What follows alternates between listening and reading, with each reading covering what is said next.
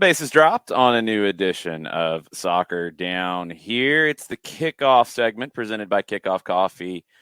Co.com. Awesome deals for you as a Soccer Down Here listener. Soccer Down Here 15 is the code. Put it in, you get 15% off of your coffee purchases. Awesome organization. They give money back to soccer-based youth development organizations worldwide.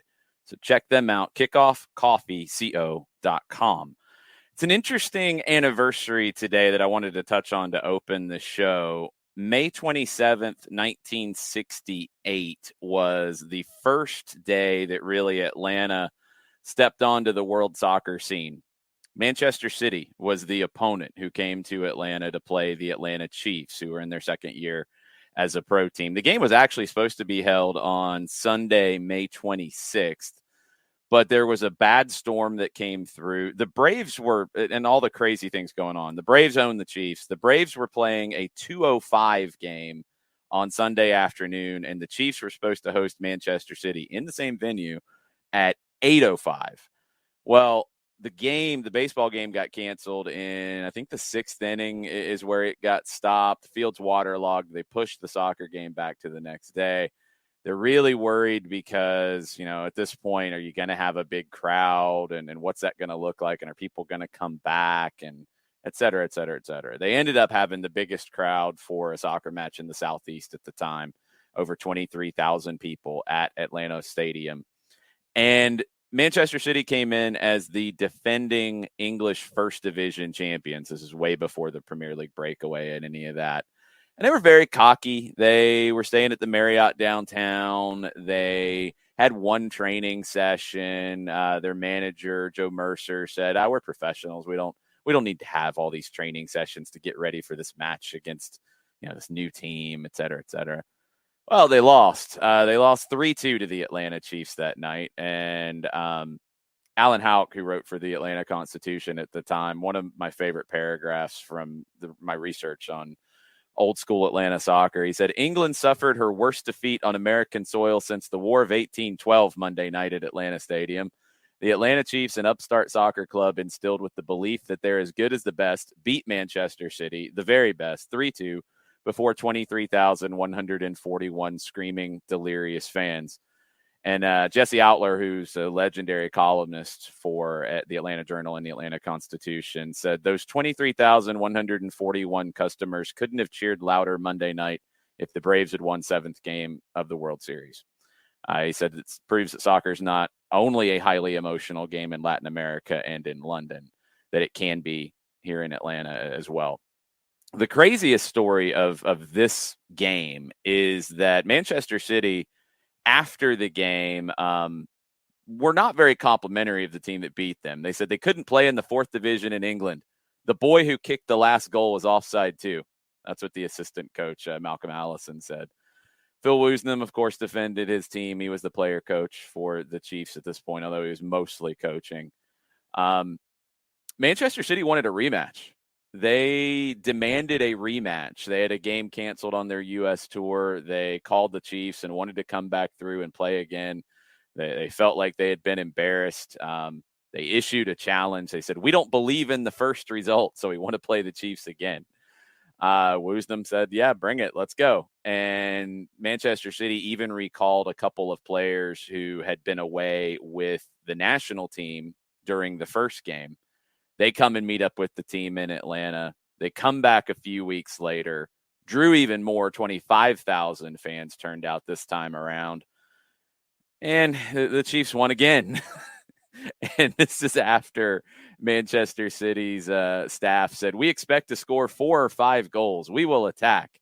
We played poorly last time, and they played well.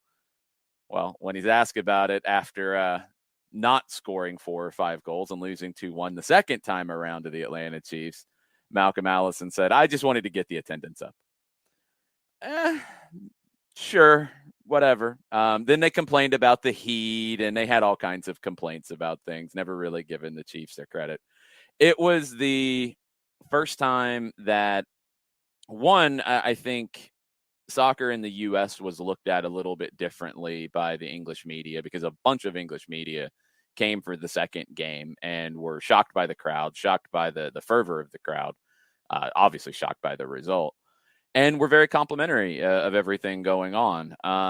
It was the first time that Atlanta had really had any kind of a big soccer moment. Now, later that year, they won the NASL championship, but this was the high watermark for the first version of the Chiefs. And in some ways, it became a very hard thing for NASL games to compete with, because Manchester City was the best of England at this time, and they came twice, and the Atlanta Chiefs beat them twice. Later that year, Santos and Pelé came. They beat the Chiefs pretty handily. Pelé had a hat trick at Atlanta Stadium. But those games really set a high bar for expectation for what soccer could be in the South. And when teams like St. Louis and Montreal came, it was a little bit harder to match that. The Chiefs were a little ahead of their time. And this was the big moment that showed that, hey, if it's done right, if it's done at a top level, maybe soccer could actually work in a city that had no soccer history before the year before this. So pretty cool story. I'll share it. I wrote this up when I wrote for Dirty South Soccer. Wrote up an article with a lot of quotes from the Atlanta Constitution from the time. I wrote it in 2016. So I'll share that post again. It's one of my favorite things I've ever written. Such a wild story about what soccer in Atlanta used to be like. And those crowds, the two against Manchester City and the one against Santos, those were the biggest crowds for an Atlanta soccer match involving a team from Atlanta before 2017 when Atlanta United launched. So it really set the bar for what things could be. And it's a very interesting anniversary today when Manchester City, who are still the champions of England right now, they could come back if they want and play Atlanta United. We'll see where that could go. But the Chiefs beat Manchester City twice in 1968. This is the anniversary of the first one. Love these little kickoff segments. Thank you to Kickoff Coffee for joining us as a partner. Again, Soccer Down Here 15 is the code. Go to kickoffcoffeeco.com and order your coffee, get 15% off, and then know that 10% of that purchase is going to go towards soccer-based youth development organizations worldwide. Let's get these guys into the show and get into some other things. I don't think we're going to get Manchester City in town to play the Atlanta United right now. They might still be a little embarrassed about coming to Atlanta in general to play Atlanta teams. Well, and if I'm not mistaken, I think the rematch can be a part of it. It's not a full look, but I think there's some old video that exists of the second match, and it's on YouTube for those that want to go down that rabbit hole too. Yeah, it's part of the second match, and I think it's about 10 minutes of it. I've seen a couple different things from it, and it's not great video footage at all. But I've seen a couple of different things from it. I've heard one that did have a US-based commentary on it, and I don't know what that's from. If I remember right, the game was broadcast on local radio. The first version of the Chiefs had some games with local radio, not all, and they didn't have local TV at that time. The second version of the Chiefs didn't have local TV for home games, but did for the away games. They were on Channel 17 on the Superstation. And they had radio on WGST. But the first one, I think WSB might have picked up a few games, and it might have bounced around a little bit. But there's some kind of a U.S. call on it. I don't know if it's local or what that was from, or if it was recorded after the fact. I'm not sure. But, yeah, to be able to remember guys like Vic Crow, Vic Rouse, Ron Newman, Phil Woosnam, Pete McParland, I think, was a part of that first run too. So it's always fun when you can go back and go into the Wayback Machine and talk about stuff like this. Yeah, on that first version of the Chiefs, Woosnam went on to become the NASL commissioner through almost the majority of its run from 69 into 83, I think. And oversee so many things beyond just what he did with the NASL. He's very involved in the 96 Olympics and the soccer organization there. Had lots of conversations as MLS was getting underway and those sorts of things. But Woosnam was based in Atlanta after coming here from Aston Villa. I actually know West Ham. Sorry, he was a West Ham guy. came over and was a player coach, became a coach, and then became the commissioner, even coached the U.S. men's national team for a little bit in qualifiers for the 1970 World Cup. Ron Newman went on to be one of the greatest indoor coaches, one of the greatest coaches, period. He coached in MLS. He came here in the first year of the club and played into 68 and went to Dallas and replicated a lot of what the Chiefs did in Dallas with clinics, with youth soccer. And Dallas and Atlanta were really the two. Dallas lasted a lot longer. Lamar Hunt took the tornado a lot longer into the 80s. But those were the two that had really no soccer history, no background, not really much of an international city at the time, and planted a lot of seeds because of their NASL team. And it took a while. I mean, Dallas maybe came up, sooner than Atlanta did just because of Lamar Hunt put more money into it for a longer period of time. But both of them planted the seeds in an area where you didn't have like the ethnic communities in the Northeast or in Los Angeles, or you didn't have the history that St. Louis did in the game. And they were the real surprises in the NASL at the time. So that first version of the Chiefs planted seeds here, but also guys like Woosnam, Newman, others went on and helped launch more soccer all over the country. These games were really, really important, and other teams tried to kind of replicate it and draw these big crowds with exhibitions of international teams, and more international teams were like, hey, we can go over there and get a good game, and we can't just sleepwalk through it, and we can actually draw a crowd and have a good impact. So it started to really kick up a lot of things that nobody had even thought were possible at the time. There is a big game this weekend, though, and it is not involving Manchester City, although they did come close. It is Liverpool and Real Madrid in the Champions League final. We're going to talk a lot of MLS later. We're going to talk Columbus and Atlanta, but we have to talk a little bit about this, Jarrett. Last night on the show with Jack Collison and Greg Garza, we kind of went round and round. I think everybody seems to feel like this is going to be a really tight game, but also it's really hard to overlook a little bit of maybe the destiny that Real Madrid might have with what they've done to get here. It does kind of feel like that. They do have that team of destiny vibe. But I tell you who doesn't want to hear that is Liverpool, because they can tell me all day long, and maybe they mean it when they say this isn't a revenge situation. But I mean, you go back, it was Real Madrid that beat you with a goalkeeping error, and then is Bale's goal one of the best goals we just never talk about? Yes, it's one of the best goals, period, and we should talk about it more. Absolutely. Because Gareth Bale, yeah, he's spending 72 holes a day, probably just living on the golf cart playing golf instead of playing. But he does pop up in those big moments, because this is right up there with that time he made like a 90-yard dead sprint against Barcelona. Just literally just ran past everybody, just held the sprint button down the entire time. But yeah, that might be one of the best goals we never talk about that helped beat Liverpool.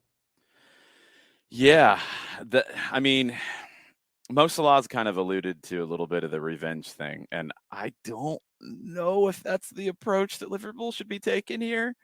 Where are the numbers falling right now, John, in this one in terms of the odds? Because I feel like it's more of a toss-up than the odds makers do. Yeah, Liverpool right now, and this is that composite that we refer to courtesy of our friends at Odds Portal. Liverpool's a plus 106. Your 90-minute draw is a plus 272, and Real Madrid is a plus 258. That's a big number for Real Madrid this year. I'm sorry. Just the way that they have been this season, that is a really, really large number. We went through it last night a little bit. I feel like Vinicius is the wild card in this game. If he's able to find space out wide as Liverpool attacks, he can really hurt Liverpool. What are some of the things you're looking for in this, Jarrett? I mean, obviously Benzema and Modric are going to play a huge role in it. Obviously Mo Salah, Sadio Mane are going to play a huge role in it. One question is, Mo Salah has said he's not going anywhere. He's out of contract at the end of next year. We'll see if the team makes a decision for him to go somewhere and how that goes if he doesn't sign a new deal. Sadio Mane says he's going to talk about it after the game. Is that stuff a distraction going into a final like this? I don't know if it's going to be a distraction. Man, you want to talk like this could get interesting for Sadio Mane, because I wouldn't be surprised if Real Madrid's one of those teams if he's not exactly staying at Liverpool. remember, Real Madrid has swung and missed on two of the big names in the world this year. They got a lot of money burning, a lot of holes in a lot of pockets right now. Sadio Mane would be a damn good get for them. I don't even know maybe if it's you try and compartmentalize it as a professional to say, I'm going to worry about this afterward, and you try and blur it out for 90 minutes. But it's probably in the back of heads. I mean, because Liverpool's probably thinking about, okay, we don't have to replace Salah. Great, if he's staying, hopefully we can put that saga to bed. They've been so good at getting great value for guys and getting absurd production for the cost. And you have to keep doing that, and it's really tough. It's why it's so hard to sustain at this level. It's why, I mean, and I get it. It shifts between 5 or 6 teams around the globe, excuse me, around Europe, that are generally at the top. And yeah, it kind of rotates because it's hard to keep finding value and hard to keep finding production at good value. And Liverpool's going to have to do that, and they're going to have to, keep their head down in the blinders on this weekend. They also might be doing this without Thiago, substituted in their 3-1 win over Wolves. Scans have shown Achilles damage, according to reports. Was it the turf? Yeah, probably, but he didn't blow his Achilles. So that's only a turf thing, Jared. You got to be specific. No, thank you. Sorry. Yeah, I'll if it's I'll make a note. then it's a turf thing. If it's not ruptured, then it's not a turf thing, and nothing else. He's a doubt. If he's got something like that, it's going to be really hard for him to factor into it. And John, it feels like Thiago is one of those guys that, in a game where you might need to control the pace a little bit, sometimes speed it up, sometimes slow it down, and mix and match a bit, Thiago would be such a huge factor. And if he's not 100%, I think that makes Liverpool's job a little bit harder here. Yeah, then you're having to rely on Trent Alexander-Arnold and Andy Robertson, I think, just a little more. And, you look at Diogo Jota and what he has been a part of. And it is intriguing to me to see how, if Thiago isn't a part of this, how responsibility is adjusted. And I keep looking at that Real Madrid number, and I keep looking at it, and I keep looking at it. I'm like going, I've got to go that direction because of everything that we've seen with Real Madrid getting to this point. And, sometimes you sit there and it seems to be something that you can't ignore with everything that we've seen with the Real Madrid run. And if you don't have a Thiago, then I think it makes it that much more difficult for a Liverpool to try and engage the way that they want. Yeah, to be clear, I don't think the fullbacks are going to be involved anyway. Losing Thiago doesn't change anything with the wide play. What it changes is the central play. And it puts more pressure for me on Jordan Henderson and Fabinho and being able to be two guys who can dictate the pace and dictate those moments. They're not Thiago. Thiago's a special player. We were all a little surprised when Thiago was brought in to Liverpool. He's not an exact fit for how Liverpool plays, but these are the games where you needed him. These are the games where you would want him. You're not going to have him. Or you're not going to have him at least at 100%. This front three, though, for Liverpool, Jarrett, when you're able to throw Mo Salah, Sadio Mane, and Luis Diaz in here, I mean, as good as Real Madrid is, and you're never going to count them out in any of these situations, that front three is terrifying to any club in the world. It's almost offensively good, because the way that when they're on, the way they play is just it's almost offensive how good they are. Like it's one of those things where you're almost angry at how good they can be together.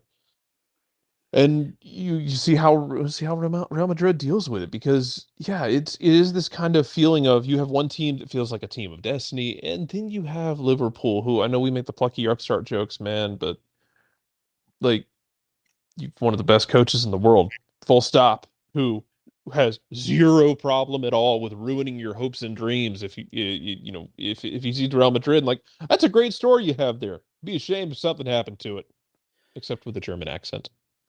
Yeah, but Real Madrid, I think they're going to sit more. Obviously, we've seen a lot of that from Carlo Ancelotti in situations. Yeah, I feel like it's something we'd see in Cup finals a lot of times. Yeah, the game's going Anyway, to take but them there too. I mean, that's the other but thing that's is I think people throw a lot of shade at Carlo in this tournament, like, he's parking the bus, he's parking the bus. In this case, I think that's where the game's going to just take it naturally anyway. Real Madrid's fullbacks are going to have to stay home a little bit more to deal with Liverpool's getting forward. You got to deal with that front three stretching the game wide.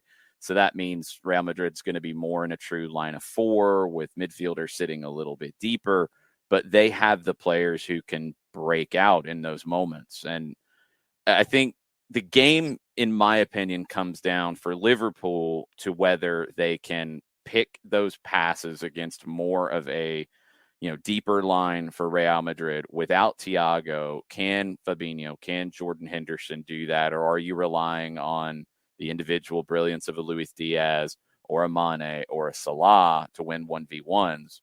For Real Madrid, I really think that sitting deeper is what suits them and suits with their strengths, where they can play to Vinicius out in space and he can take advantage of that. Benzema can then create space as things break down. If Real Madrid transitions and counters well, they can win this game. If Liverpool gets something out of the control that they have, they can win this game. What's your prediction, Jared? I'm thinking Liverpool 1-0. And to the kind of point you talked about, we just saw this sort of thing happen with Atlanta United in Nashville. And we've seen it happen in Manchester City this year. When you get a team that wants to play that defensive, and we've talked about, when you have possession in those situations, don't have those live ball turnovers. Have it in a shot, have it in a ball going out of play where you can reset, where transition moments are not played against you. But I think Liverpool gets that moment of brilliance, that individual moment of brilliance where somebody just grabs the moment. I don't know which of the front three does it, but I think it's Liverpool that finds that. Okay. Regulation or extra time? We should have put juice boxes on this. That's right. You got vetoed on it. Yeah. Give me regulation. Extra time would be really fun, but give me regulation. Okay. John, Like what's your something the prediction? 70th minute or so. I'll go Real Madrid in extra time. Okay. You want to throw a score on it? I'll go 2-1 in extra time, Real Madrid. I think that that Benzema gets one, and I'll say Toni Kroos gets the other. Benzema scored at least once in his 13 of his last 16, and I think that that's going to continue. I think that Mo Salah's goal drought will continue as well. So I'll go Kroos, Benzema, 2-1, extra time, Real Madrid. I'm going 3-2 Real Madrid. I think Vinicius is the man of the match. I think Modric has 2 assists, and I think Liverpool takes the lead first, but Real Madrid comes back. That's my prediction of this. Jarrett, we're going to see you at 10:20 for the MLS Weekend Whiparound, correct? That sounds fun. Let's do that. All right. We will see you then. Take care.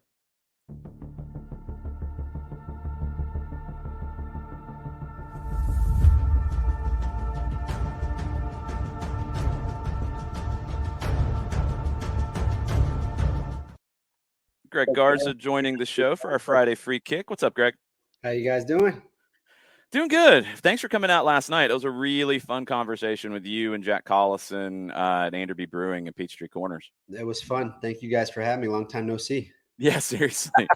Let's follow up before we get into Atlanta and Columbus and some of the things about this weekend locally. I want to pick your brain a little bit on the situation. I feel like this game's going to turn on tomorrow with Vinicius being able to take advantage of the space that Liverpool is going to concede when their fullbacks get forward.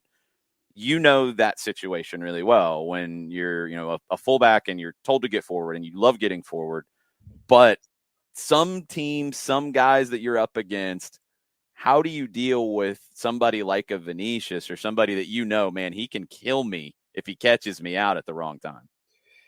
Man, I think, we talked, I think we've talked about it before, to where I think Tata really put it in the outside backs' minds to where as long as they are defending you, then you're okay, right? Yep. And I think that's kind of the way that I looked at it in those particular moments, is even playing against, I remember the likes of Jack Harrison, right, when he was in the league. Someone who could, if they catch you on the break, I mean, he's got some jets that can really do some damage. But I think as long as you keep them defensively responsible, because I think at that high level of a game and that importance of a game, they're going to have some sort of defensive responsibility. And as long as you can keep them responsible in that way, then you don't have to worry too much about the defensive side of it. I think that's so important for our Alexander Arnold and also Robertson. Those two guys are going to be clutch, I think, in my opinion, if Liverpool is to have success tomorrow. Walk it through just a little bit for people when it breaks down. So you're forward, you went forward to put in a cross, play breaks down, they attack behind you. They're trying to take advantage of that space. What's kind of the instruction for both how the rest of the team deals with that? Because they've got to slide over and cover for you. And then your recovery, was it really team specific as to whether you're recovering wide or you're coming into the middle to take somebody else's spot? Yeah, I would say more just knowing the players that you have behind you, right? Mm-hmm. And understanding the relationship that can be built there. I remember someone who did it very, very well and was in my opinion, a very underrated player for Atlanta United, and that was Carlos Carmona. Yeah. In that 2017 season, someone who knew his defensive responsibilities, was able to spray a ball, distribute the ball so well offensively, but was such a pit bull in the defensive mindset of knowing how to break up plays and knowing how to, most importantly, with the style that we played, cover in huge areas. And that was a guy that I you look upon, and you look at Eric Rometty and someone who came and maybe brought a similar fashion style to play, but maybe a little different than Carlos. I think Carlos with his experience, he was one of those guys that I knew the whole entire 90 minutes of the game. As much forward as I could go, I would go. And I didn't have to worry too much about my recovery because I knew he was going to be that guy to take care of whatever was there, whether it was making a professional foul, whether it was, breaking up whatever play it might be. I knew he would give me that freedom to do as much as possible. And that's a guy that, I think back, we all go through our ritual warm-ups. And he was a guy that, right before the game, I remember the guys would start to finish, and he was a guy that him and I would just spray balls back and forth. And he would kind of work on spraying that ball out to me if I was attacking out to the wide, and he would shift over.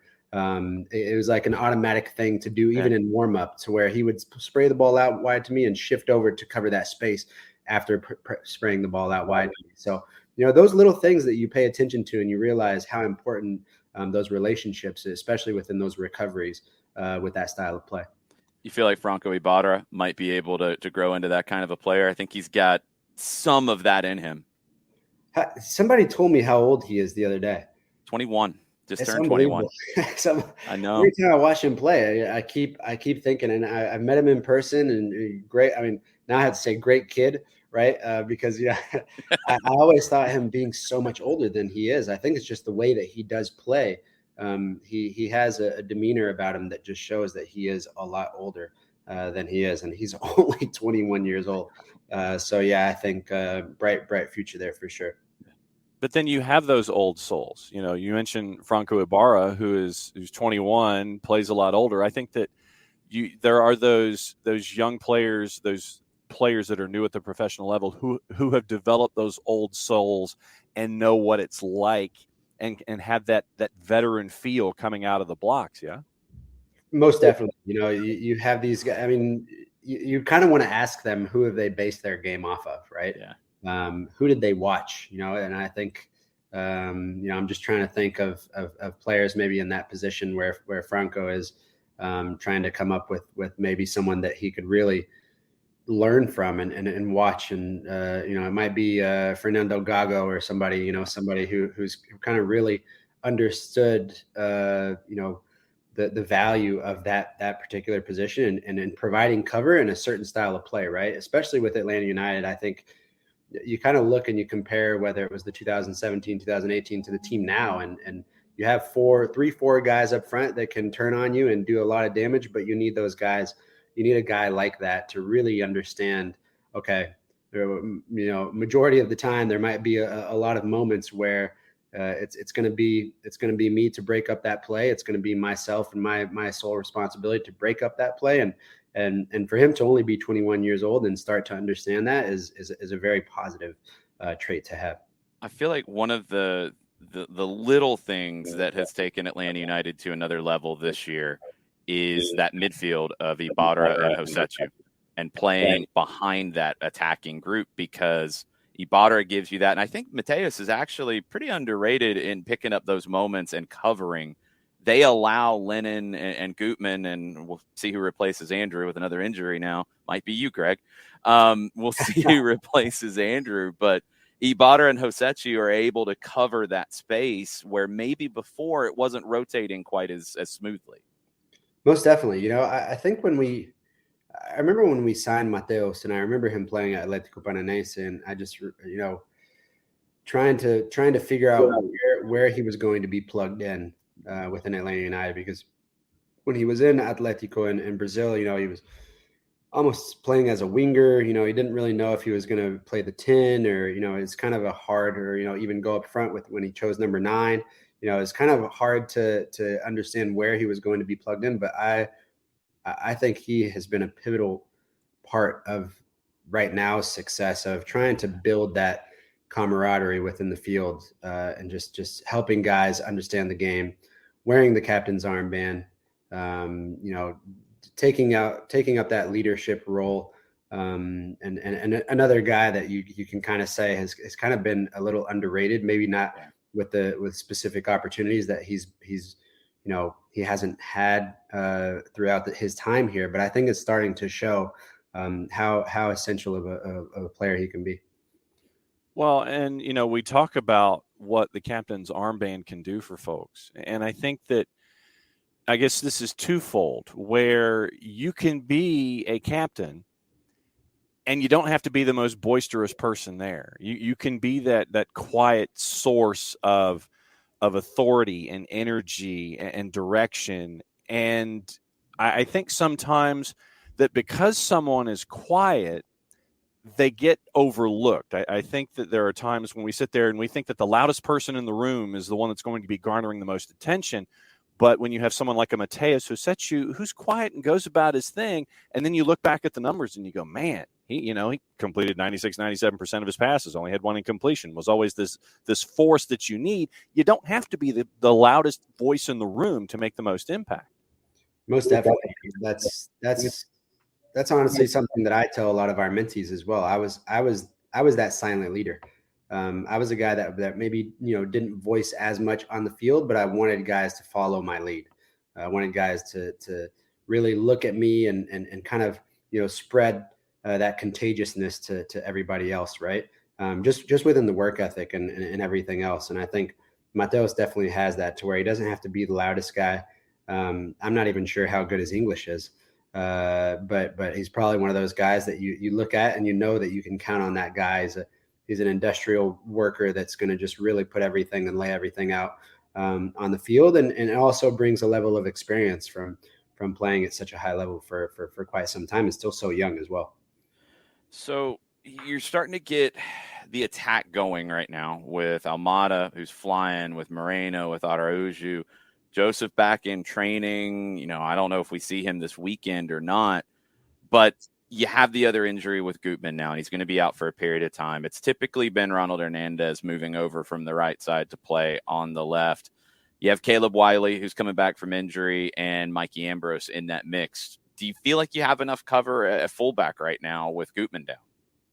I think you do. I really like Ronald Hernandez. I think he's been a good fit wherever he's played. I'm not sure if you stick Brooks Lennon on the right and kind of move Ronnie over to the left, which I always ask Ronnie every time I see him. I said, what is your dominant foot? Because the way that he plays on the right, he always cuts in with his left and does so well with both feet. And you really never see that with an outside back.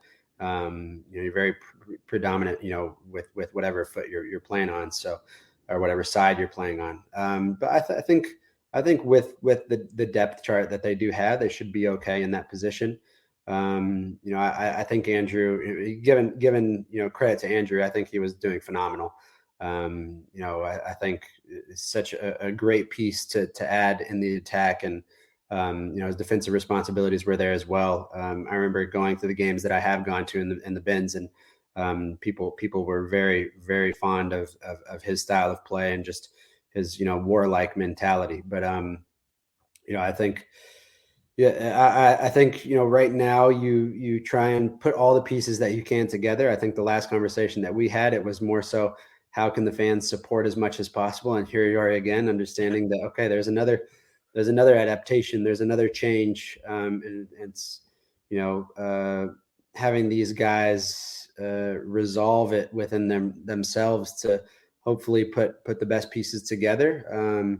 I think having Joseph come back is such an important role, not only for himself but for the team as well. I spoke to him yesterday, and I'm thinking I can give you guys a little bit of information that I think he will be on the bench. Okay. So I think he will be back. That's as of yesterday. You never know. You never know, right? That's what he wants, right? Yes. You know what they decide internally. So he wants to play 90. For sure. He wanted to play 90 last week. For sure, right? But I think he will be back, which is hopefully a pick me up for every one of those other guys that can kind of see, okay, here comes another leader that can kind of help us. Well, we've talked about it with Gonzalo, and consistency in the lineup and is always a challenge, and consistency in certain portions of the field is a challenge. Give us a little bit of insight from a player's perspective.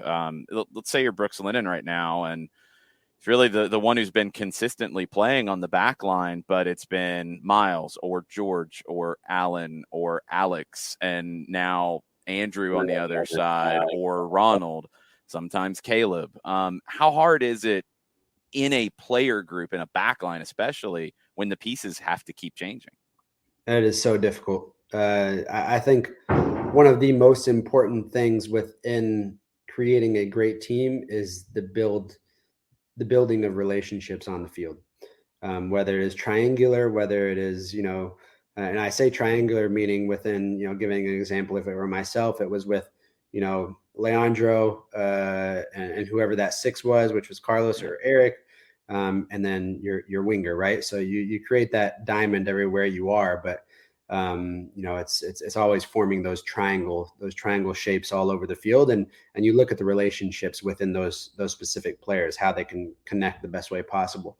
And that's such a difficult process to go through when you have to once again think about, okay, what's my new triangle for this next week?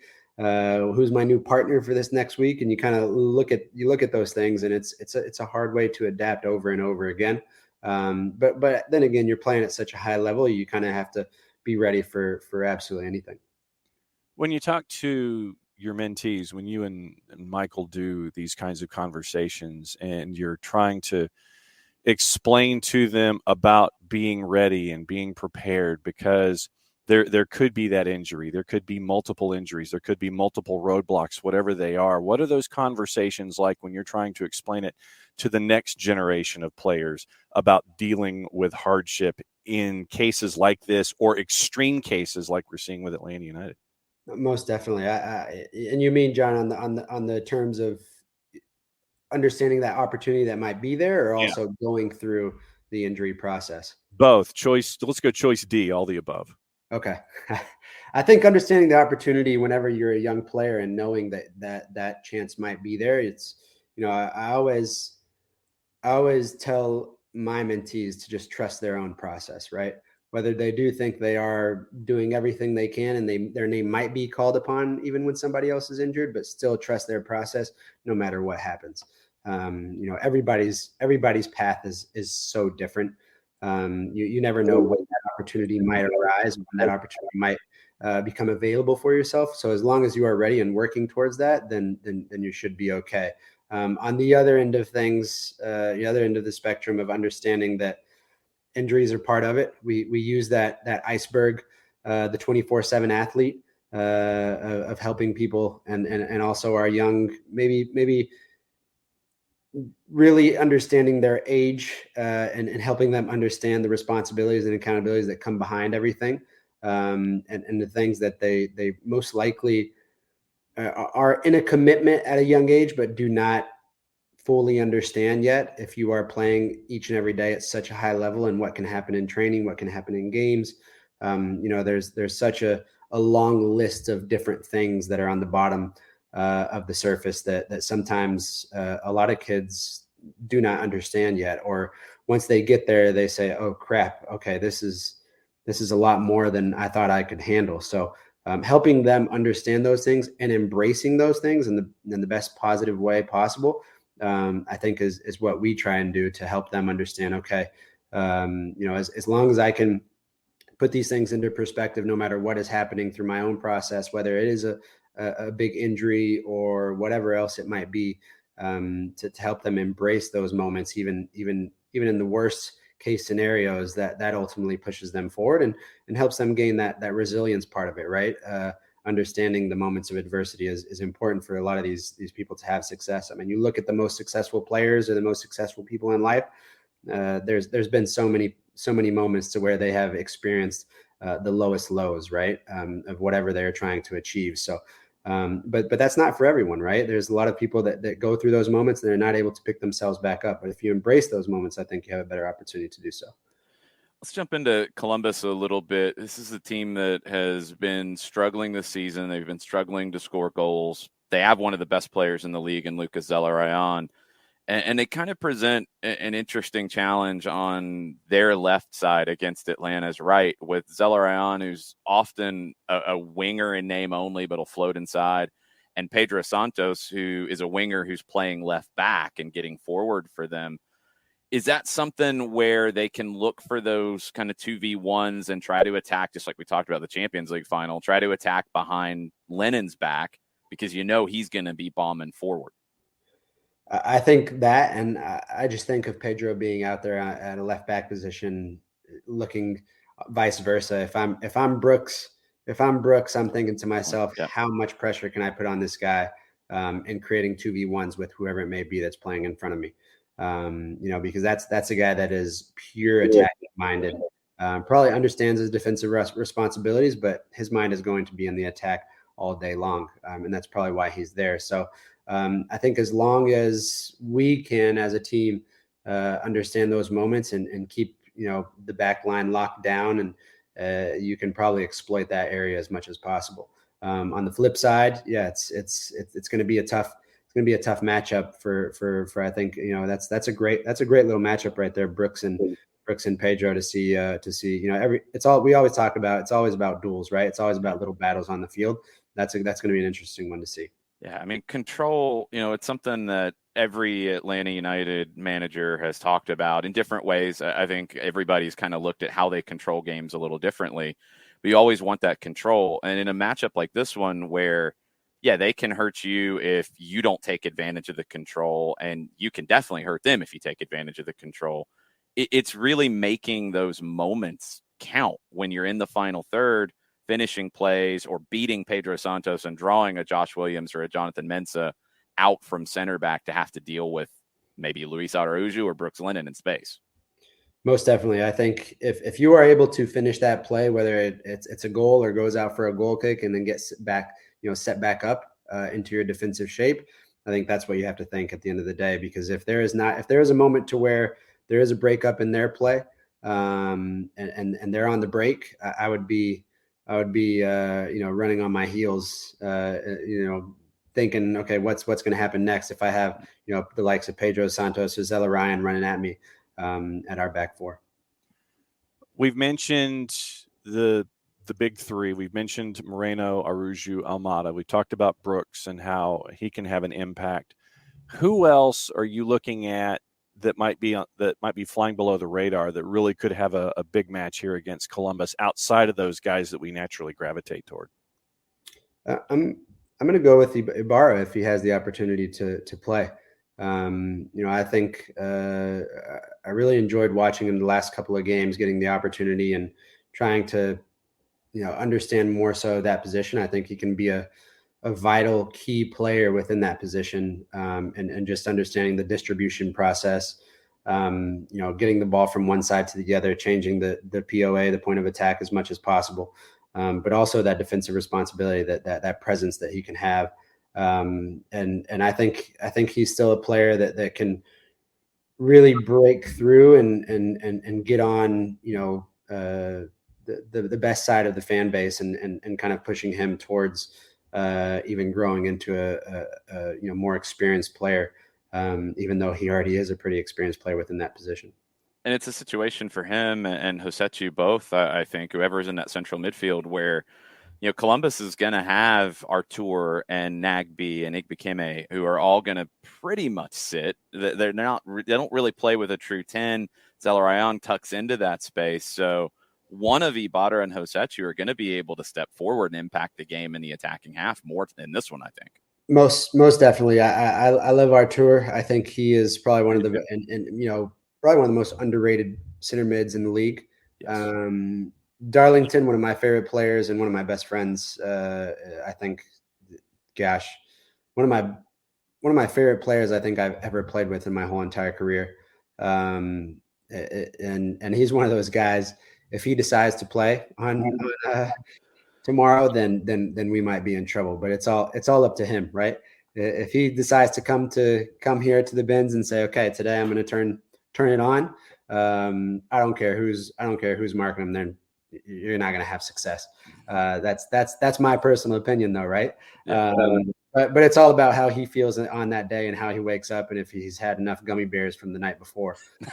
So it's or Sour Patch or whatever he's eating, man. So I don't know how that guy did it, man. He was my roommate all of playoffs for 2018, and man, I just thought to myself, gosh, I wish I could be this guy. This guy, he does whatever he wants, eats whatever he wants, and this guy he runs twice as much as me, man. I don't get it.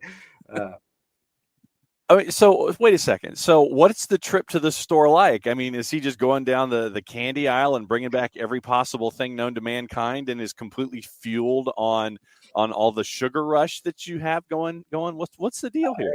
It was, those the stores at the airport right before you board. Yeah. And he would just, gosh, man, a bag of every single piece of candy that was available within that store, whether it was Sour Patch, gummy bears, and man, we'd get to the room, he'd pop them all open and have them there on the middle table, and there you go. That's what you got. If you wanted any, you'd be perfectly fine. For him, I just thought to myself, man, there's no way I can eat that right now. If I eat this, I'm gonna be cramping up in the 30th minute. And he's a guy that honestly is 12-pack, the strongest guy. Never went a day to the gym, and just animal on and off the field, man. So it's but deep down, probably one of the most genuine players I think all of us have played with. Man, such a great guy to be around. Another one of those guys that's a huge silent leader, right? Yeah, doesn't say an absolute word, not even on the field. Always so positive with everybody. But just the way that he carries himself and such a high level of expectation kind of pushes everybody else to be better as well. I'll end with this one with you, Greg. If Atlanta wins tomorrow, they do what well? I honestly think control the middle of the field. You look at the likes of what they have, whether it's Zelarayan drifting inside as well, trying to be a part of the play. I always say it's up to D if he wants to come out and show how great he is. And then you have Artur, which is the most underrated, I think, D mid within the league. I think if you can control that midfield and allow them to kind of play more out wide and try and expose as much as you can Pedro Santos, then you'll be in good favor. If you allow them to connect and triangulate within the middle and then spray balls out wide, then I think you might be in trouble. You have Etienne that's also been doing pretty well with them as well. So it's tough sometimes to try and really figure out. But I think if we can control the middle of the park, you might be in good hands. That makes sense. That's kind of where my head's at here too. You getting some time off during the weekend? Yeah, get some time off, man. Trying to enjoy the kids as much as possible. heading to the Battery as much as possible. That's our area. If there's not a baseball game, if there's a baseball game, then you're not walking a yard there. I always think to myself, I was like, man, 2017, 2018, I don't remember there being that many Braves fans. But now that they've won the championship, the game is jam-packed. Mm-hmm. They've come out of the woodwork. Well, have a good weekend with the kids. Have a good weekend with the fam, and we'll talk to you here soon. Thanks for coming out last night. No, thank you guys. Appreciate it. Always a pleasure, man. Be good. Talk to you soon, Greg. Greg Garza, make sure you are following him, G Garza on Instagram, BG Mentoring on Twitter, Beyond Goals Mentoring on Instagram, and beyondgoalsmentoring.org. They're doing great work, Greg and Michael, and talking to kids, whether they're in the Atlanta United Academy, whether they're getting ready for youth tryouts right now. It's a big time for a lot of kids trying to make the team they want to make the club they want to make. Greg and Michael doing a ton of work, helping them be right mentally for those situations. John, tell us about our good friends over at Eliminize. I can certainly do that. QR code over my left shoulder. For those of you watching on Twitch, for odor-free, clean, fresh air, one place you need to go. It's Eliminize service, deodorizing enclosed spaces like houses, apartments, and condos. Eliminize has created a customized solution that eliminizes all organic odors like pet cigarettes and food. Realtors and property managers use Eliminize service to eliminate bad odors to help them sell or rent their homes that much faster. It's a turnkey process that's offered, making it easy to work with said realtors and property managers. Kind of the environment we like that these days. A very green way of going about things to get rid of odors without any kind of toxic residue whatsoever. Different than our favorite masking agents that we have under our sink of choice, because when you reach underneath your sink, pull out that masking agent, spray it in the air. That's all you're doing. You're just masking the odor. You're not attacking the problem. Eliminize does that all the way down to the molecule with their proven scientific formula to destroy odors that way. Pricing in one of two ways. Either by the cubic foot or parts per million to come up with a price that's affordable for you, offering results in 24 hours or less. If you have any other questions, frequently asked or otherwise, here's what you do. You go to their website, eliminize.com, but do us a favor here at SDH. After the .com, go /Atlanta so they know what part of the world you're contacting them from. So your full homework assignment, eliminize.com/Atlanta, eliminize.com/Atlanta. For odor-free, clean, fresh air in your favorite part of the world. So on a Freestyle Friday, we want to thank Eliminize Service, proud sponsors of everything, SDH. You trying to set up a new hashtag, Freestyle Friday? So I thought that's what our old hashtag was for this. Yeah, we haven't used that for I don't know how long. Okay, well, I still continue to use it. So you hadn't used it in months. And on the Twitters I have. Okay. In promoting segments, it's like so-and-so's here and on a Freestyle Friday and using the hashtag. You haven't said it probably in 2022. Well, I've said it for the first time on May 27th in 2022. Okay, just wondering. Mike Conti will be joining us here in just a couple minutes. We got the MLS weekend Whiparound coming up to end the show. We will be cutting just a little bit early today, 10:55. Have an opportunity for a production meeting as we get ready for the games this weekend. So I got to hop on a call at 11. So 10:55 is when we are wrapping up. A couple bits of news really quick before Mike joins us. Really cool story down in Statesboro.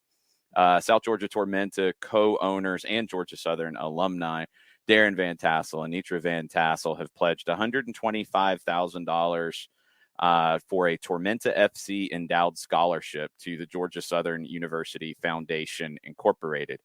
$25,000 annually for the next 5 years. It is designed for the benefit of the Waters College of Health Professions and for the Office of Career and Professional Development. It'll create an endowed scholarship, the Tormenta FC Graduate Scholarship, to support deserving graduate students within those schools. And they're going to provide educational opportunities and work opportunities for Georgia Southern students at Tormenta. So, we talk about everything that's going on in Statesboro a good bit. Complex is coming together for the stadium. Can't wait to see that fully, realized and everything that's going to happen there. They have a great team on the field this year. Tormenta made a great run in the Open Cup, but they're also doing a lot of great work in the community surrounding Statesboro and with Georgia Southern. You've got two alum. You have an alum in Darren and an alumna in Miss Nitra, and they've always been wanting to give back in various ways to that part of the state. And you're seeing this with this new endowment too. It's just something else that they're adding to giving back, and you can give back in a bunch of different ways. And giving back to your school through what you've developed in your business, we see that a lot. But seeing it in Statesboro, it just adds to what we've been covering and talking about, how much they're embracing and showing their love for their alma mater and for the Statesboro region.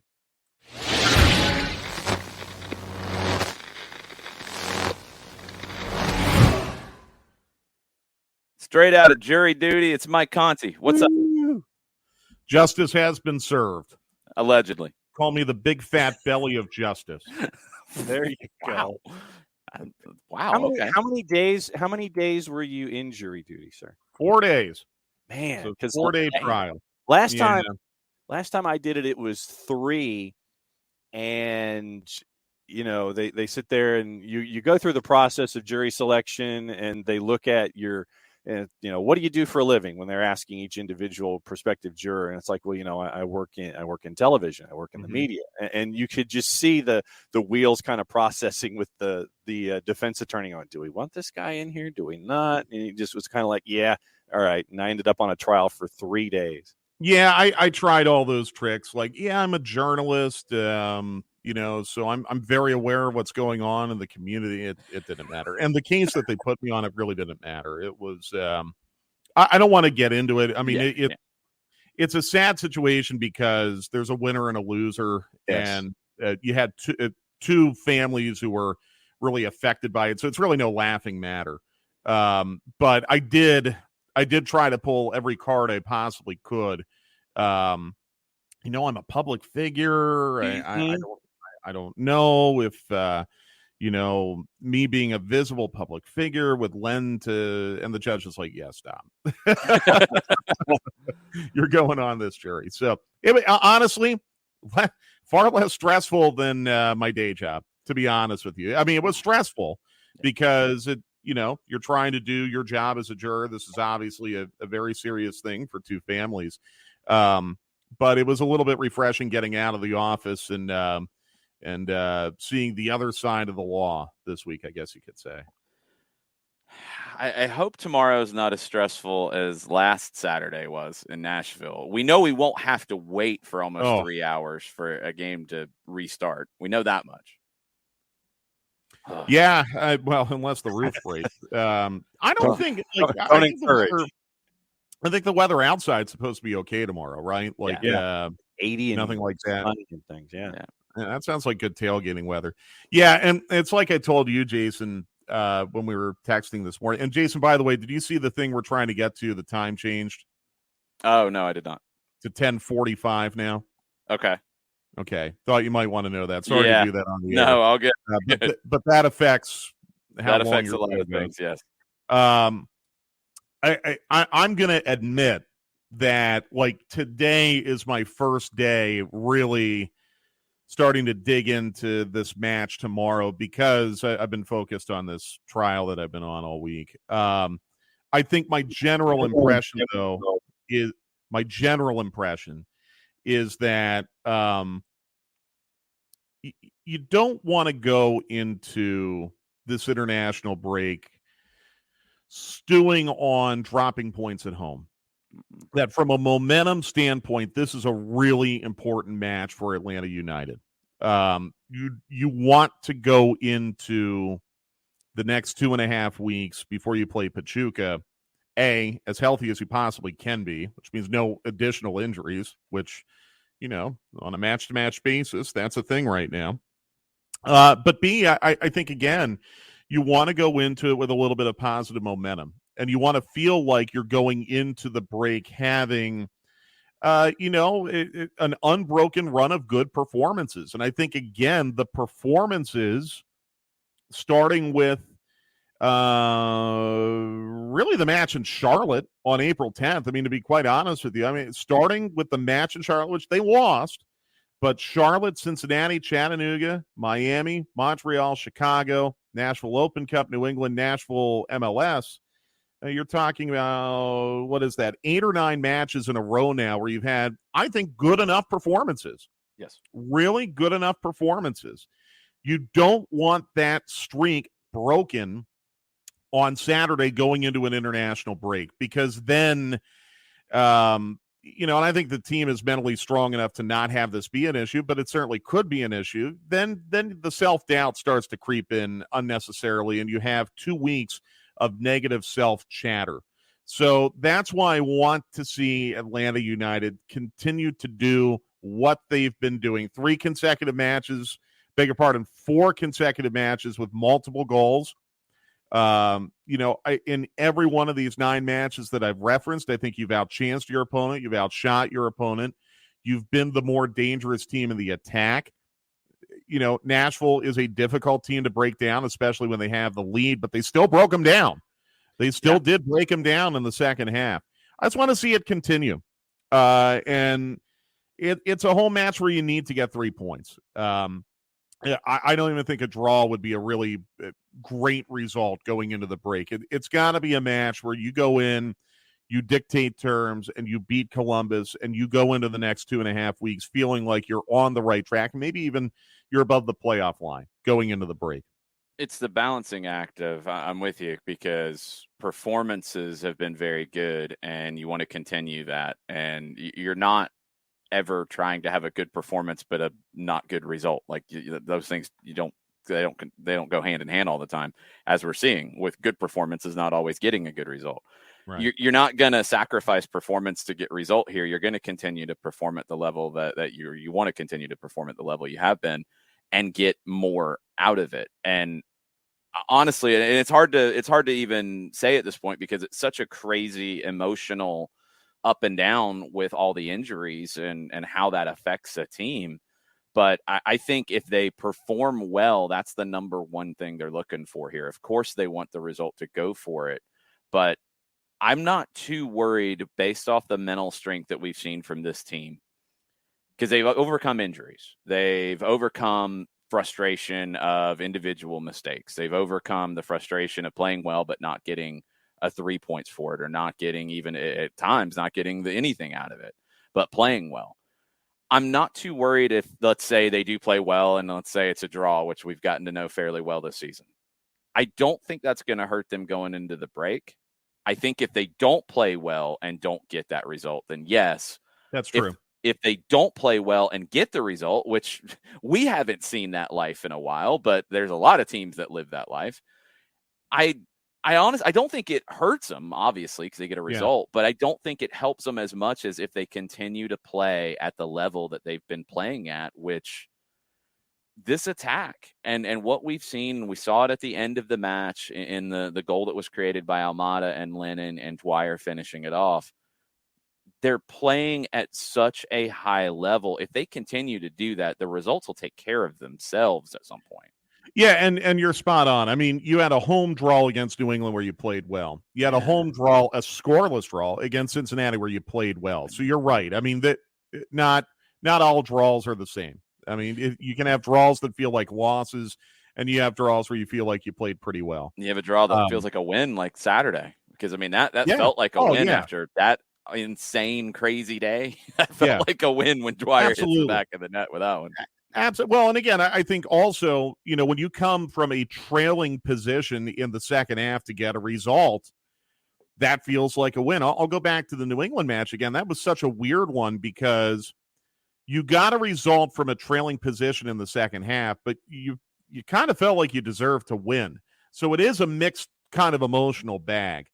To Jason Nix's question, by the way, Atlanta did outshoot Nashville. Nashville did have one more shot on target than Atlanta on Saturday. But as far as, the key passes were 13-11 Atlanta. The XG was 1.9 to 1.5 Atlanta.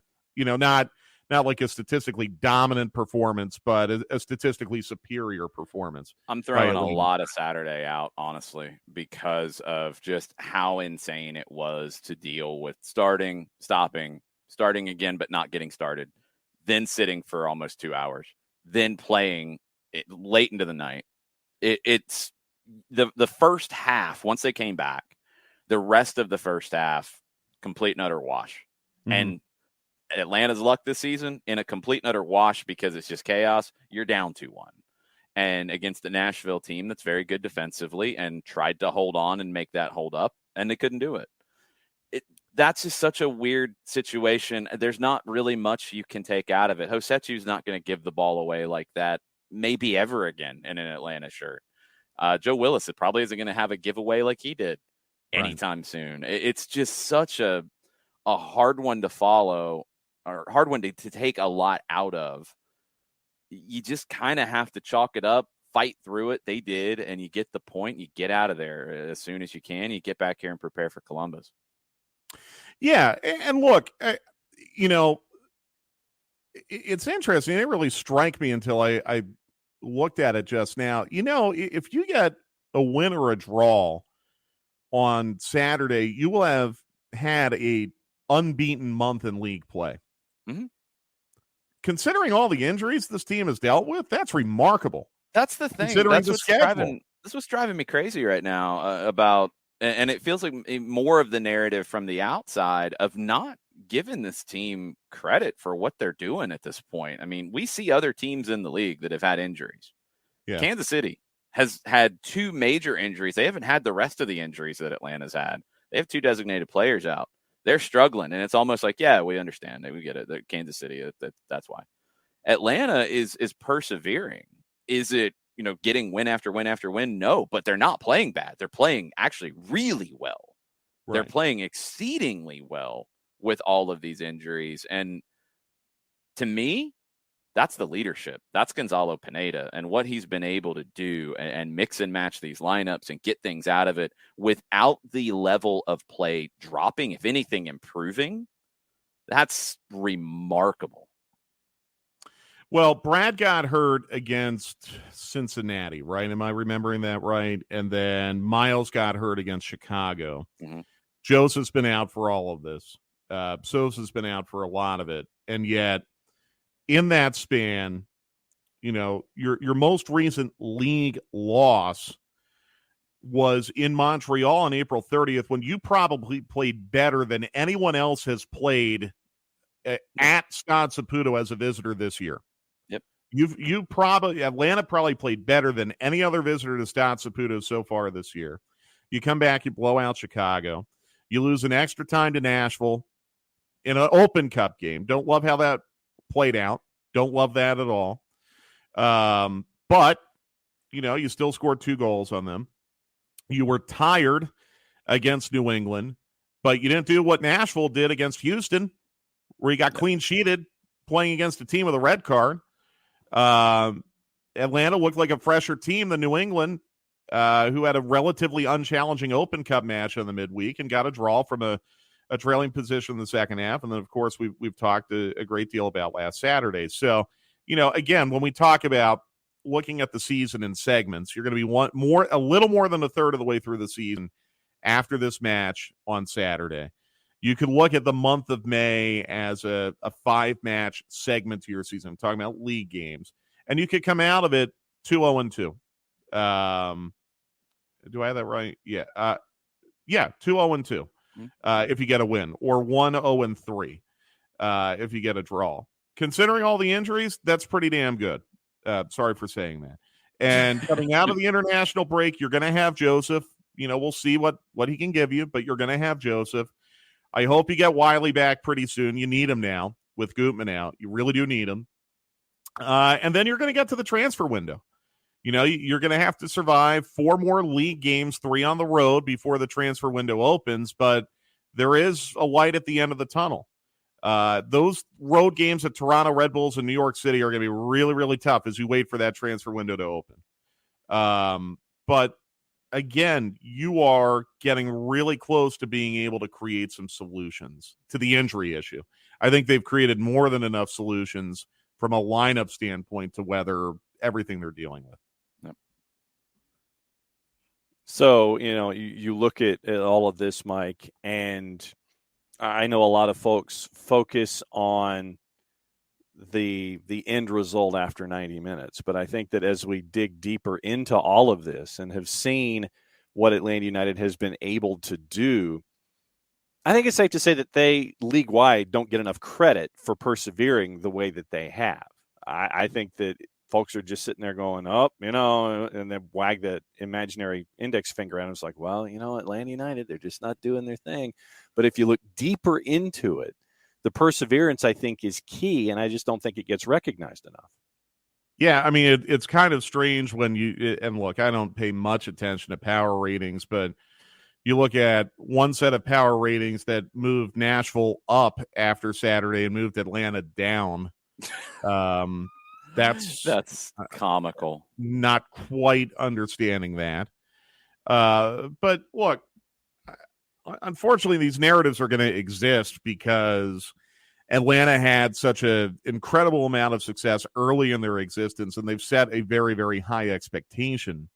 I feel like, rightly or wrongly, Atlanta United is not evaluated against the rest of MLS. Atlanta United's kind of evaluated on their own off to the side. Yeah. And that's okay, by the way, because that's a product of accomplishment. But Jason's right. I mean, Sporting would kill to have the run of form that Atlanta United's had with these injuries. Sporting would kill for that. Yeah. Even some healthier teams, quite frankly. Columbus is one of them. Columbus is probably looking at what Atlanta's done right now, and they're saying, we really wish we could be playing that well. And that's no slight on Columbus, but, they've maybe underachieved just a teeny bit this year. It's still early, too. I mean, that's the other thing. It is still only a third of the way through the season, but 100%, John. But again, like, games aren't won on power rankings. Matches are not determined based on power rankings of what some guy in New York is running. What? Yeah, I know. So it's content that gets people like us talking, and you kind of keep it moving to the match. Speaking of which, where can people hear us, and what time can they start? My week has been so messed up. I actually forget. Is it 7 or 7:30 kickoff? I think it's a 7 o'clock kickoff. Right? 7:08 kick. 7:08. Thank you. So we'll be on at 6:30 for the Five Strikes Countdown. Chuckery is going to be on at 4 for Mercedes-Benz Stadium with a pregame show. That's dangerous. Yeah, Doc Stock finds again. So Chuckery will be out there at 4. We'll be on at 6:30. We'll have the match. We'll have the full-time report afterwards. And then we go into a nice little break for us and for the team and for everyone else. And, we'll kind of roll along into the summer. Odyssey app and the Atlanta United app as well, if you are not next to your radio, to be able to check it out, or if you're in the stadium, because I know some of you guys do that too, which is we awesome. Love that too. Very, very cool. Mike, I'll see you tomorrow. All right, guys. See ya. Be good. All right, let's bring Jarrett back in. You get no musical intro, Jarrett. You just have to deal with it. Sorry. I apologize. Okay. Yeah. We're in a very big time crunch because things have moved up a little bit. So the show is going to end even earlier than it was going to end early anyway. So we're going to run through the games in MLS this weekend very quickly. We'll give you some predictions. We'll try to hit a couple of fantasy updates, but thank you to Chris Ashley for posting his advice. The weekend starts LAFC, San Jose, 6 o'clock on Saturday. LAFC dominated San Jose initially, then San Jose won 4 straight. The only team in MLS to win 4 straight league meetings against LAFC. Then LAFC ended that streak. Both teams lost in the Open Cup this week. Vela probably not available for this one, I would assume. What are the numbers, John? LAFC is a -200. Your draws a +350. San Jose is just under +500. Are you trusting your Quakes, Jared? At just under 500, yeah, I'll take that action.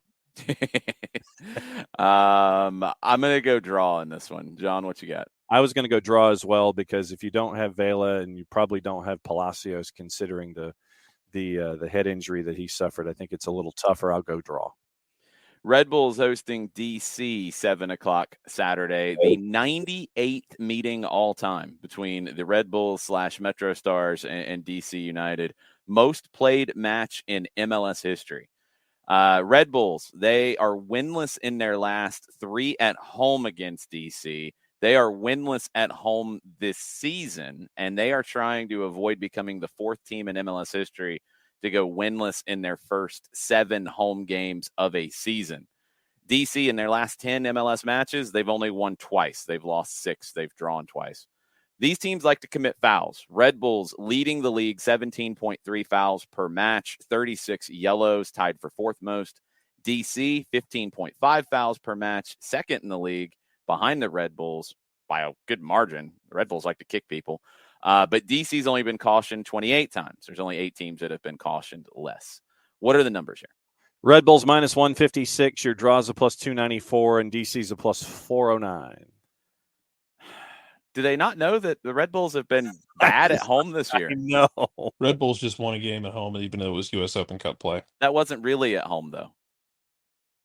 Still counting it. No, it doesn't. You can't count it. No, Jarrett, you're rewriting the rules. That game was not at Red Bull Arena. It was in the state of New Jersey. It was not an MLS game. It's a Montclair, baby. No, none of that counts. I'm still taking Red Bulls. Mm-hmm. Then you're both wrong. It's going to be a DC United draw. That's going to feel like a loss for the Red Bulls because they're going to be 7 without a win at home, which is nonsense. Yes. Toronto hosting Chicago, 7:00 Saturday. Toronto unbeaten in their last 13 games against Chicago, the longest unbeaten run against an opponent in Toronto's history. One off the MLS regular season record of anybody beating anybody else 14 straight times, or 14 times without losing, sorry, is a better way to put it. That's happened 4 times in MLS history. Chicago is winless in their last 9, 3 draws in that. They lost at New York City 1-0 on Sunday. The Fire had 2 double-digit winless runs in their history, and both came in 2011. Man, that was a bleak year in Chicago. Jonathan Osorio has lit Chicago up, 6 goals against them in his career, more than any other opponent. And Chicago's offense has been horrible this year. 11 goals in 13 games, MLS low. Since 2000, there's 11 or 24 teams that have scored 11 goals or fewer at this stage of the season. Only 5 of them went on to make the playoffs, and 2 of them did it in the shortened COVID year of 2020. NYC and Nashville did it then. So Chicago's in a very bad place. Do they get anything out of this one, John? What are the numbers? Toronto's a plus 183. Your draw's a plus 245, and the Fire are a plus 142. Wait a minute. Yep. Are the odds makers high? Probably so. Have they seen Chicago play this season? I'm not aware, but yeah, Toronto's not good either, by the way, but they're better than Chicago. Toronto wins at home. Like that's insanity. Yes. Jarrett? Draw at home. You hate life sometimes. I think this is going to be day drunk, like 2-2 kind of. No, I think it's going to be it's going to be the end of day drunk, and it's going to be like 1-0. Osorio scores off his calf, and everybody falls over, and there's 2 shots on target the whole game, and the passing percentage is like 25% for the whole game. It's horrible. Nobody wants to see that game. Nobody, even the Toronto fans. Montreal hosting Cincinnati, 7:30 Saturday night. Montreal unbeaten in their last 3 against Cincinnati. They did lose at home to RSL on Sunday. Second time they've lost after taking a lead at home. The only other team to lose multiple home matches in which they led this season is their opponent, Cincinnati. Jordan Mihailovic scored after 42 seconds on Sunday. 2 months ago, he scored after 59 seconds against Vancouver. 6th player in MLS history to score in the first minute multiple times, and the 4th to do it in the same season. Tesho Akindele did it last year. Alan Cruz did it for Cincinnati in 2019. And Steve Rammel did it for DC United in 1996. Lucho Acosta had 2 assists in Cincinnati's loss to New England. He's got a club record run of games with a goal contribution at 6 right now. He's been involved in 9 of Cincinnati's last 11 goals. What are the numbers here? Montreal, Cincy.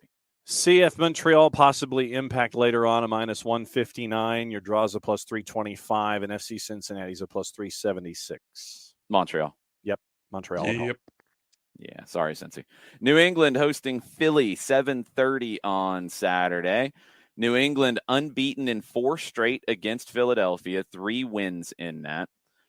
New England is unbeaten in 4 straight, period, 2 wins and 2 draws. They beat Cincinnati 3-2 on Saturday. 7th straight game in which New England scored multiple goals, the longest streak in club history of scoring at least 2 goals. Longest streak in MLS since 2019, where LAFC did it in 10 straight games. Philadelphia had drawn 5 in a row. They go to Portland. They win 2-0. They've only lost 1 of their last 17 regular season matches going back to last October. 8 wins and 8 draws in those 16 previous. Adam Buxa has scored in 6 straight MLS matches. He's one off the club record that Wolde Harris has with 7 straight. And Daniel Gazdag, 6 straight away games with a goal contribution, the first player in Philadelphia Union history to do that. Carlos Heel has done that as well, 6 away games with goal contributions to start this season. The last player to do that in 7 straight away games with a goal contribution was in 2012. And who was it, Jarrett? Sasha Question. No. John? Robbie Keane. No. Chris Wondolowski. Man, I tried to set you up, Jarrett. What are the numbers for New England and Philly? New England's a +110. Your draws a +252, and the Union are a +234. Jarrett, thoughts? Draw. Philadelphia blows the lead again. Ooh. John? I like that. Draw. I don't like this game at all because I don't know where I want to go with it. Less trust in the Revs than anything else. I don't really trust either one of them. Yeah. Philadelphia beating Portland doesn't really show me much less. No, because Portland's got a broken animal. Yeah, and they beat them 3-0 in the past. They only beat them 2-0 this time. Okay. They're not as good. Sure. Okay. New England wins at home. Sorry, Philly. Rich Ransom, ha ha ha. Orlando hosting Dallas, 7:30 on Saturday. First time since a scoreless draw in September of 2020 that these two have played. Orlando's only won 1 of the 6 MLS meetings. It was in Orlando in 2019. Orlando City 2-2 draw with Austin on Sunday. After leading 2-0, it's the second time that Orlando has failed to win after holding a 2-goal lead in MLS play. 40 wins and 2 draws where they've had a 2-goal lead in MLS history. Dallas has lost back-to-back games after only losing 1 of their first 11. They've conceded twice in each of these 2 losses after conceding more than 1 goal just once in their first 11.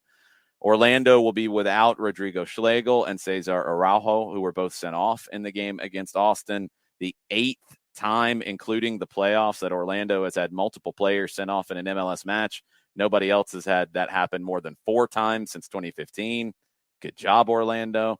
And Paul Arriola has scored in 4 straight MLS matches. Second FC Dallas player to do so in the last decade. Maxi Urruti did it last. And the last Dallas player to score in more than 4 straight games was Jeff Cunningham in 6 straight in 2009. One of the all-time leading scorers in the league, one of the most underrated players in MLS history, Jeff Cunningham.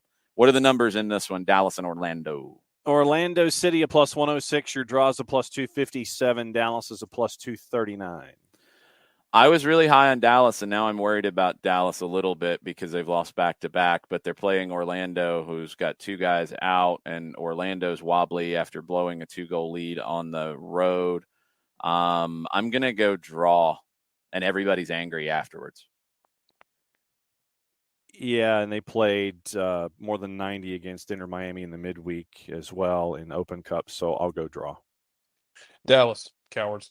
I'm a coward. I've believed in Dallas for 2 weeks. I've talked them up. I've said they're an MLS Cup contender. They've let me down. They are on that side of the list until they prove otherwise.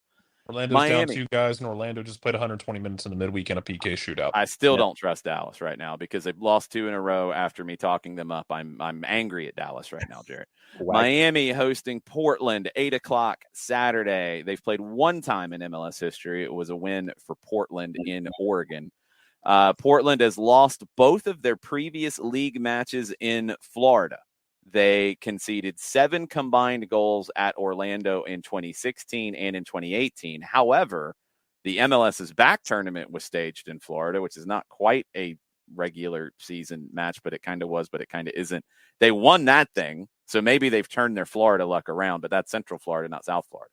Miami is unbeaten in 4 straight at home, 3 wins in that after they beat the Red Bulls on Sunday. Portland, second straight defeat when they lost to Philadelphia on Sunday. 3rd loss in their last 5. They're on 15 points, fewest through 14 games of a season in the club's Major League Soccer history. And they have struggled in the first half of games, only scoring 4 times before halftime, second fewest in MLS. What are the numbers in Miami and Portland? Inter Miami's a plus 142. Your draw's a plus 245. Portland a plus 181.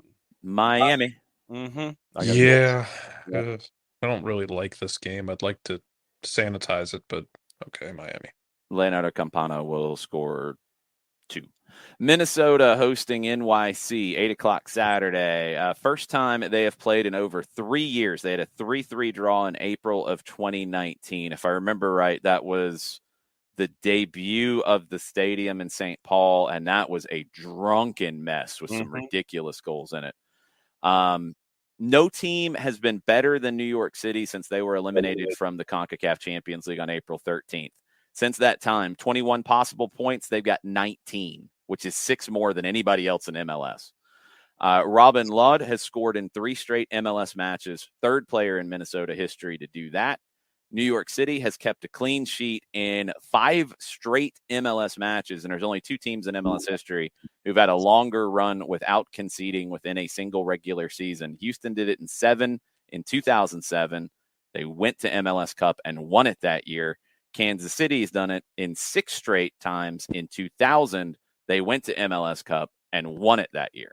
What are the numbers here between New York City and Minnesota? Minnesota's a plus 219. Your draw's a plus 259. NYCFC's a plus 114. Pigeons. I get New York City at a plus. Oh, there we go. Pigeons. Yeah. And give me New York City at a plus number. And Pigeons. Adrian Heath is relieved of duties in the international break. I'm not sure about that. Even though they should. Colorado and Nashville, 9 o'clock Saturday. First time ever these teams have played. Rapids 1-0 win over Seattle on Sunday. They are unbeaten at home in 23 regular season games, tied for the 4th longest streak in MLS history. Nashville, consecutive losses in mid-March. They've only lost 2 of their last 9 in MLS, 4 wins, 3 draws in that time frame. They've scored twice in each of their last 2 matches, something they have never done in 3 straight MLS matches. They've never had 2+ goals in 3 straight MLS matches. Rapids games, they're also a slow starter. They have not scored or conceded in the first 15 minutes of a game in 2022. But in the next quarter hour, Colorado scored 6 goals, more than any other team in the league, between minutes 16 and 30, which is bonkers. What are the numbers? Colorado a minus 114. Your draw's a plus 245. Nashville's a plus 323. Ooh. Colorado. Yeah, I think Zardes gets one in that 15 to 30, and that'll be the difference. So I'll go Colorado. Jared. Give me that plus 300 number for Nashville. Okay. Why? I think they are able to run off of what they were able to do against Louisville, and they are able to catch Colorado on a Jekyll versus Hyde day because Colorado doesn't know what they are. You don't know what you're getting with Colorado. They know what they are at home, though. At home, they do. On the road, they don't. At home, they do. Play Prairie Dogs coming out to play. Yeah, that's been working. So I think they handle it. Game against Louisville, short week, going to play at altitude. I got to go Colorado. Sporting Vancouver. Kansas City has only lost 1 time in 10 home games against Vancouver in MLS history, including a win in the playoffs last year. Kansas City has won just 1 of its last 9 in MLS, 4 draws and 4 losses. Vancouver has lost 7 straight away from home, including their first 6 on the road this season and that playoff loss in Kansas City. Only 6 teams in MLS history have lost their first 7 away from home. Dallas did it last year.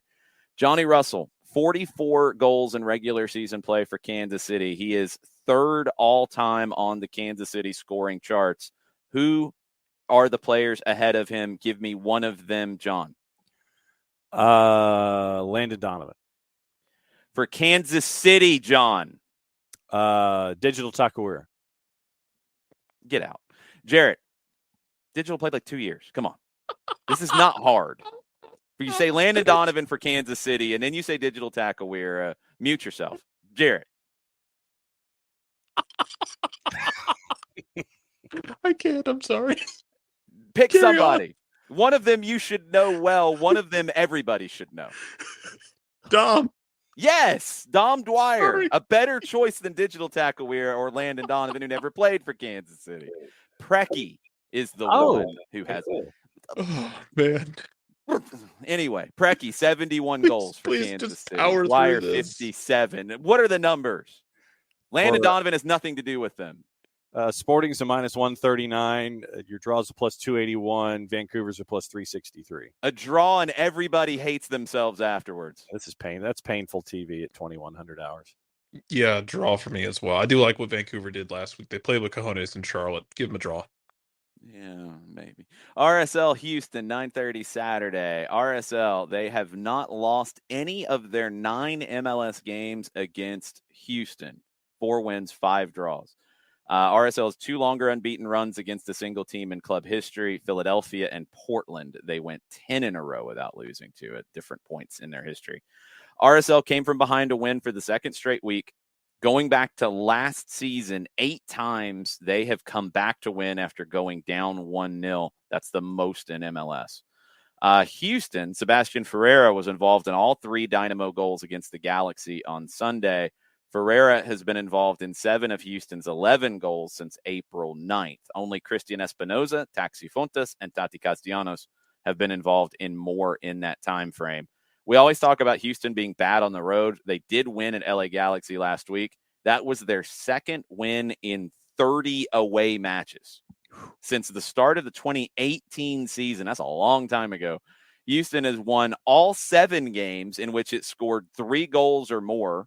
Duh, you scored 3 goals. You should win that. Mm-hmm. And has failed to win any of the others in which they scored 2 or less. 45 losses, 14 draws. Okay. What are the numbers with RSL in Houston? RSL's a minus 105. Your draws a plus 256, and the Dynamo are a plus 278. Can the Dynamo win back-to-back games on the road for the first time ever? Maybe, probably, Jared. Yes, they can, and they'll do it. Whoa. Pablo Mastroeni's furious with you. Pablo Mastroeni can get over it. He's got to come out of his shell to deal with it. That's true. At home, I think he does a little bit more. Okay. What do you got, John? I got to go RSL at home. Yeah, I'm going RSL at home as well. Galaxy and Austin, 6 o'clock Sunday. Galaxy defeated Austin in Austin on May 8th. Every other game in this little brief history going back to last year, the home team won. Galaxy lost at home to Houston. They bounced back in the Open Cup, but it was the 7th time since the start of the 2017 season that they've lost a home game by at least 3 goals. That's weird. So since 2017, they've lost at home by 3 or more goals 7 times. That's the same number of losses they had to 3 or more goals in their first 21 seasons. That's just weird. They were really bad there for a minute, so that's still weird. Galaxy failed to score with any of their 16 shots against Houston on Sunday. Second time LA has had at least 15 shots and failed to score. Sebastian Drucci scored from the spot on Sunday, his 8th goal of the year. More than any player scored for the club last season. Drucci's got 12 goal contributions, 8 goals, 4 assists. That's the most in MLS. He's already equaled the club's leader from last year, which was Fagundes with 7 goals and 5 assists. What are the numbers for the Galaxy and Austin? LAG are a minus 123. Your draw is basically a plus 300, and Austin are a plus 289. Galaxy at home. I think they ride the momentum. Yep. All right, last one, Seattle and Charlotte, 9:30 on Sunday. Sounders have only lost 1 time in their 9 home matches against expansion teams. That was LAFC's first game in 2018. When Atlanta went out there in 2017, it was a draw on like a Friday night after the international was break. A mess. Yeah, it's like Almiron came back from international break and played a few minutes. I think Joseph got hurt on international break. He pulled his quad. All kinds of weird stuff in that game. And I think Carlos Carmona maybe tried to injure someone, possibly, allegedly. I don't know. That just seems to fit his bill. That's just a game. Yeah, that's just any game on a day that ends in Y. Charlotte recorded their first come-from-behind victory in their short history on Sunday. They gave up the first goal. They came back to win 2-1. They've only got 1 point on the road, the scoreless draw in Colorado in April, though. Sounders have failed to keep a clean sheet in their last 7 games at home dating back to last season. That's the longest run at home without a clean sheet in Seattle's MLS history. And then Charlotte, this is a number that as weird as Charlotte has been, good at home and bad on the road, they've got 5 wins now in 13 games. There's only 2 teams that have recorded more wins in their first 13 games in the league. LAFC did it in 2018 with 6. Chicago did it in 98 with 7. Atlanta got hot later in their first year. They didn't get to 5 wins at that time frame. But this is on the road. This is not in Charlotte. So what are the numbers here, Seattle and Charlotte? Seattle and Charlotte. Seattle's a minus 192. Your draw's a plus 323. Charlotte is almost a plus 515. They should be a higher number. I mean, playing midweek and then going across the country, and Seattle didn't play midweek. Sounders, and I can't hit the button hard enough on that. Yeah, Sounders. Yeah, that's just an easy one in my opinion. Real quick on the fantasy side, again, thank you, Chris Ashley, for giving your advice here. Make sure you're following him, GVL Soccer Guy. Locks, he's got Alexander Callens at Minnesota. I normally don't like locks of guys on the road, but I actually back this one. Georgia Mihailovic versus Cincinnati. I love that one. Consider Sebastian Breza at home against Cincinnati. And he says considers the operative word here, and I'm kind of in the same boat there. I'm not sure about that. Consider Thiago Almada versus Columbus. He's only owned by 4.11% of MLS fantasy people. Wow. What are y'all doing? Yeah. And he's at 9.4 million. Man, don't listen to the bad takes that were out there previously that now everybody's just not talking about Thiago Almada. He's been ridiculous lately. So, what are y'all doing? Differential, Alex Roldan versus Charlotte, 5.15% owned. Alex Roldan's owned by more people than Thiago Almada. What are you doing, people? Roldan, I like that one against Charlotte. I like a lot of Seattle players against Charlotte. And then Jose Cifuentes, 7.6 million versus San Jose, 2.57% owned. Yeah, that game could get stupid. So LAFC players would be another one to look at. Anybody you guys want to highlight quickly before we go? Philadelphia defense against New England is what I was looking at as well. New England scored multiple goals in 7 straight games, John. 7 straight games. Philadelphia's defense is what you want? They're going to bore them to death. And I've got NYC players against Minnesota as well. I like NYC players against Minnesota. I like Seattle players against Charlotte. Seattle against Charlotte. All right. That's going to do it for us. Sorry, we're cutting a little bit short. I got to hop on a call tonight, Atlanta United 2, ESPN Plus, and we're in Kennesaw. Come out and hang out with us or watch on the Plus. Tomorrow at noon, I'll be on the call. UPSL Georgia, Atlanta's U19s are playing KSA Pro Profile. Really curious to see who gets into that game and see some of these young guys. They're having a very good spring season. And then 7 o'clock, 7:08 kick. We'll be on the air at 6:30 on 92.9, the Odyssey app, the Atlanta United app for Atlanta and Columbus. And then we'll be back on Monday to recap all of it. So have a good weekend. Hopefully we'll see some of you at all these games. Mucha plata, y'all. Mucha plata, y'all. Mucha plata, y'all.